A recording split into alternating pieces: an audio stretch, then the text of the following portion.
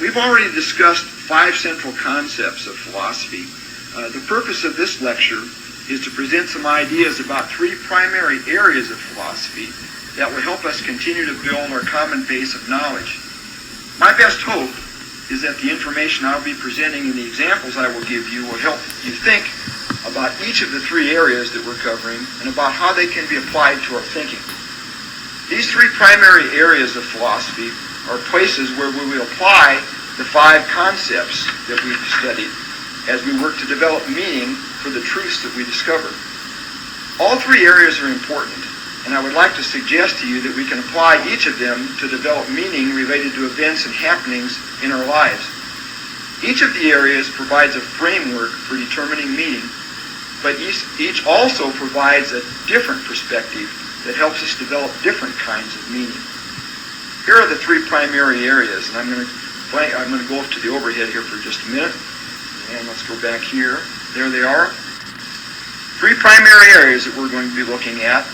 First of all, there's ontology, which has also been called metaphysics, epistemology, and axiology.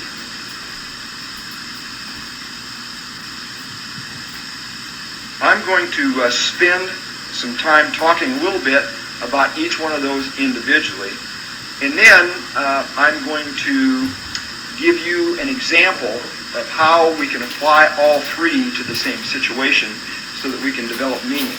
And if I'm doing my job correctly, hopefully you'll be able to follow that. If not, then I apologize ahead of time, I guess. So we'll see how it goes. But anyway, ontology is the first area that we want to talk about. And this area is all about determining what it means to be who we are. In short, ontology asks, what does it mean to be? There's a single question that's related to ontology. That would be it. What does it mean to be? An ontological approach provides us with ways to know and understand meaning in the context of what it means to be who we are. As far as the 5 concepts are concerned, I'm going to go through each of those for the 3 areas as well. Truth, from an ontological perspective, is defined in terms of personal meaning. In other words, what it means to be.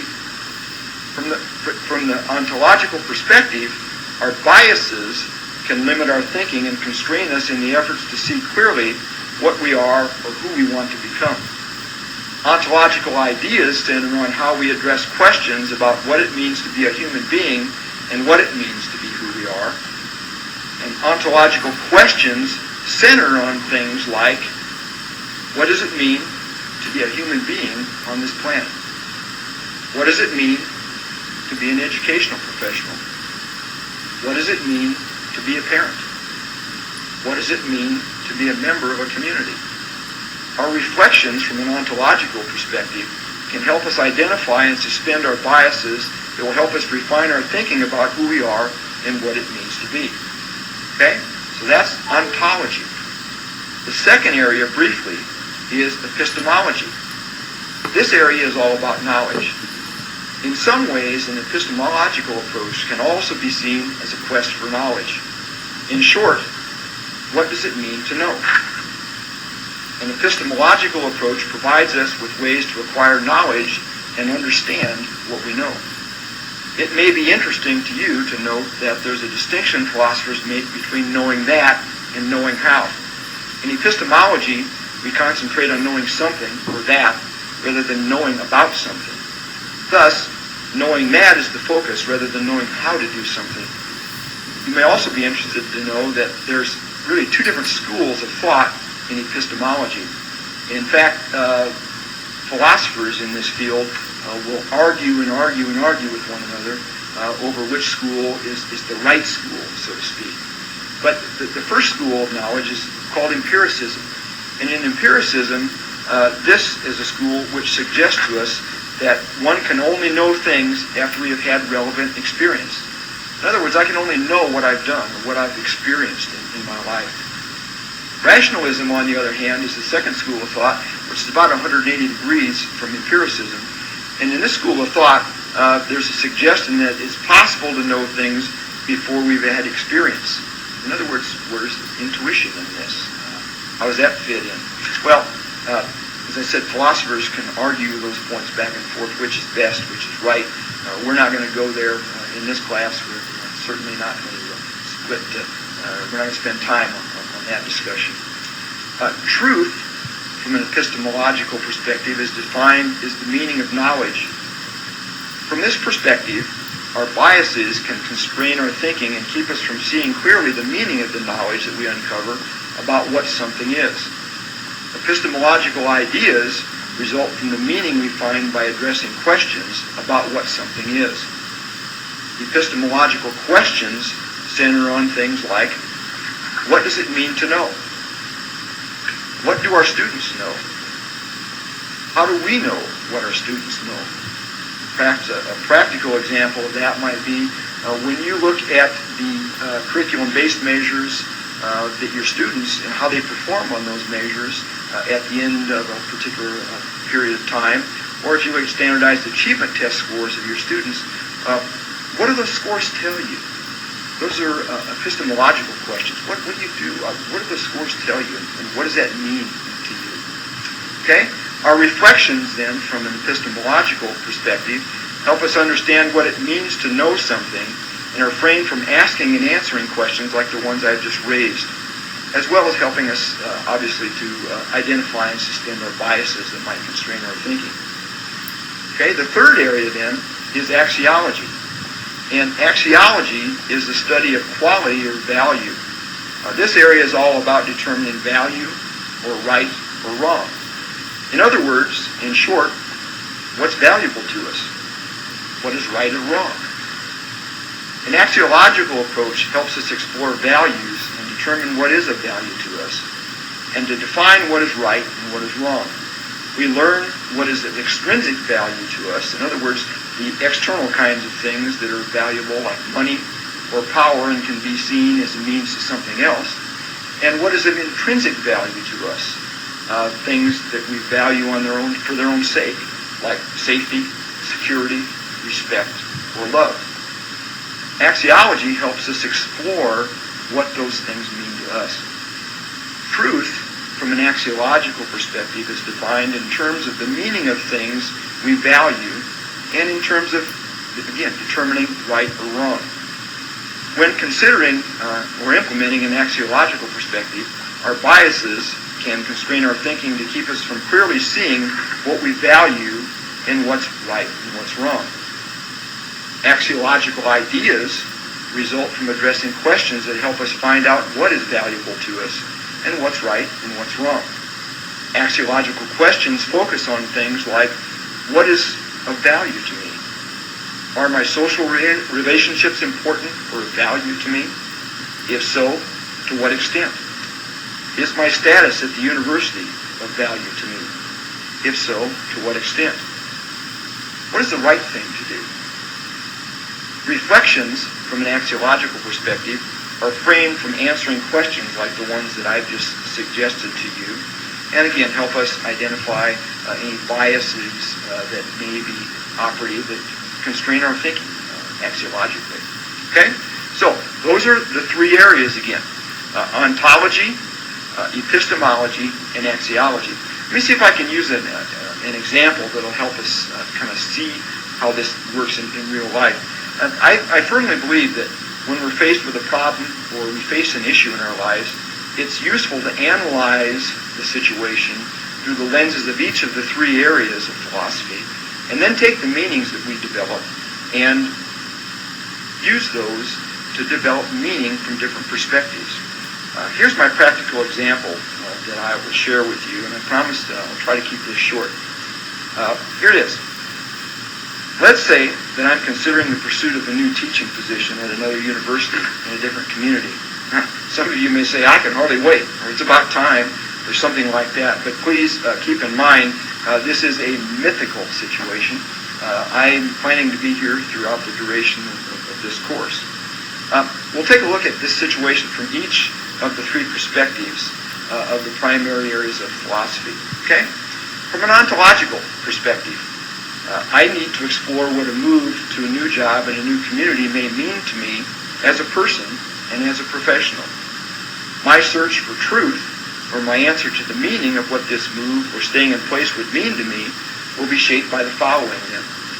First, I would need to identify and suspend any of my biases which may keep me from clearly discerning what a move or a decision to stay in place would mean for me. For example, I may have accrued different honors and awards in my work and in my community involvements that have helped me define who I am. Their meaning in defining me may constrain my ability to think about how I would be defined without them in a new job and in a new community. How do you think my bias could affect my questions and my ideas? Think about the move. Obviously, I'd have to identify and suspend my biases, as we've said, if I'm going to be able to fully explore the meaning of this situation. I've identified a bias, and my next task then is to suspend that bias and think around that, so to speak. Okay? The other thing I would need to do then is my ideas about the potential move will develop as I reflect on what I've uncovered in my questioning and what it means for me to either move or stay in place. Questions, the third area, I would need to raise questions like, what will relocation to another job in another place mean to me as a teaching professional? What will it mean to me as a husband? What will it mean to me as a father? What will it mean to me as a community activist? What will it mean to me as a human being? Obviously, as I raise those questions, it brings up the next area, or the final area, the concept of philosophy, are reflections. And so I would need to engage in reflections focused on my search for meaning about what moving or staying in place would be to me as I think about the answers to the questions I've just posed. This may in turn develop and encourage some further questioning as well. It's kind of a circular process almost. But some questions kind of like, how will I adjust and adapt to changes in my professional identity, my community identity, and my family identity? What will these mean to me? Based upon what I find out in the new community, will I be giving up my community identity and connections? What will this mean to me? All of the foregoing is how I would approach this issue from an ontological perspective. Okay, so I'm going to develop some meaning of what it might mean to move or stay in place from an ontological perspective. And I'm also going to look at this from an epistemological perspective, which is obviously our second area that we've talked about. And so from an epistemological perspective, I would need to explore what I need to know about the potential move and what this knowledge will mean to me. My search for truth, what knowing about the move would mean to me, will be shaped by my responses to, obviously, first of all, finding a way to identify and suspend my biases, which may keep me from seeing clearly the knowledge about moving or staying in place and what it will mean to me. For example, if I believe that my present community is a great one, kind of based upon a series of accomplishments and community organization kinds of things that we've been recognized for, will this bias keep me from seeing clearly what the new community might be? So again, will my bias, how am I going to identify that, and how am I going to get around that bias to see what the new community might be? The other thing, then, the third idea, or the third concept would be ideas. And my ideas about the potential move will develop as they center on the meaning of the information I discover related to my questions. And then another thing I would need to do is develop questions, obviously. That's our fourth area that we talked about, our fourth concept. And the questions I would ask from an epistemological standpoint would be things like, how do I find information about the new teaching position in the new community? What are the job requirements of the new teaching position? Will there be opportunities for academic advancement and more professional prestige? Are there community service and support organizations in the new community to which I could belong? What are the quality of life issues in the new community? And how will I move? Will I have to find a moving company? Will I have to move myself? How's that going to happen? My reflections then would be focused upon what I discover in my search for information and may generate some further questions again, like, is there adequate housing and are there recreational opportunities for me and my family in the new community? Will I be able to join service clubs or support organizations? Will I be able to make professional contacts and friends in the new community? Okay? That's the second area that we've talked about, analyzing this situation from an epistemological perspective. Finally, let's think about axiology. From an axiological perspective, I would need to explore what's valued in my present job and my present community. What may or may not be valued in the new community, and what might be the right thing to do. My search for the truth or the value of the move and whether it is right or wrong for me will be shaped by the following. Again, my ability to identify and suspend my biases that might inhibit my ability to see the real value in either staying in place or moving. For example, I may not be able to see the real value in the new community and job because I like to be comfortable, and change may move me out of my comfort zone. Is my comfort more valuable to me than the move? Again, identify my bias and find a way to suspend that, to think. My ideas then about the potential move would develop as they center on the value I place on either staying in place or in moving to a new job in a new place, as defined in my questions and in my reflections. Questions from an axiological perspective that I would ask would be things like, what are the things I value about my present position and community? And what might I come to value in a new job and a new place? Will any increase in professional prestige be of value to me? Will I make more money? And if I do, will it benefit my family? My reflections then, from an axiological perspective, will be based upon my search for value in my present position and community, and on the value of the possible move to a new teaching position in a new community, and could generate some additional questions, again, kind of like, is there more value to me in a new job and in a new community than there is in my present job, in my present community? Will there be equal or more value to me in a new place? And if so, is it the right thing to do? Okay, that is, in a synopsis, our three areas of philosophy, and hopefully one way that we can apply those to a practical situation. By way of review, then, the three areas, and here are the questions that are kind of related to that. I'm not sure I can get all this. I guess I can.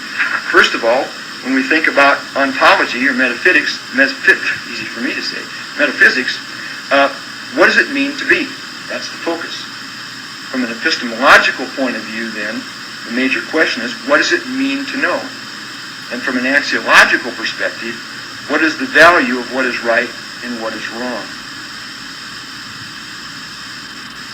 We will be exploring each of those three areas more in depth throughout this course, but hopefully this will give you some background that you can use as you start your explorations.